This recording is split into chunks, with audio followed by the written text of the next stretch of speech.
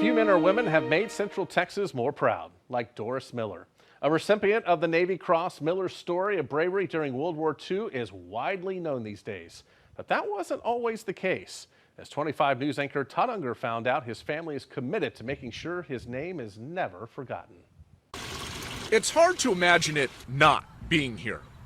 A Waco fixture dedicated to all those who serve. But for the driving forces behind it, the mission to honor the memorial's namesake was decades in the making. Big man, but so was my grandmother. Sisters Henrietta and Flo Miller spend a lot of time together, often thinking about their uncle. I'm always in awe. I'm always in awe. Hearing the story of Doris Miller does that to you. How did he do that? How did he get that machine gun and do what he done? December 7th in 1941, Miller is a mess cook aboard the West Virginia, anchored in Pearl Harbor. As the Japanese sweep in with their surprise attack, Miller rushes above deck, helping the wounded before manning an anti-aircraft gun for which he had zero training. He chose to fight. He chose to fight. Miller survived. Only when an African-American run paper on the East Coast revealed his name did the story of his heroism begin to spread. It was a lots of racists, and he was only allowed to be a mess person.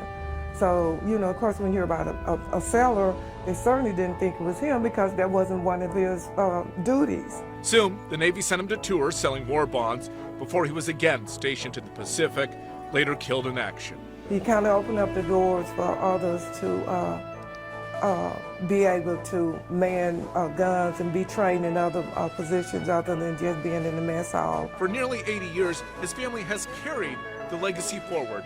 There are books, schools, the memorial, and now even an aircraft carrier under construction that all bear the Waco native's name.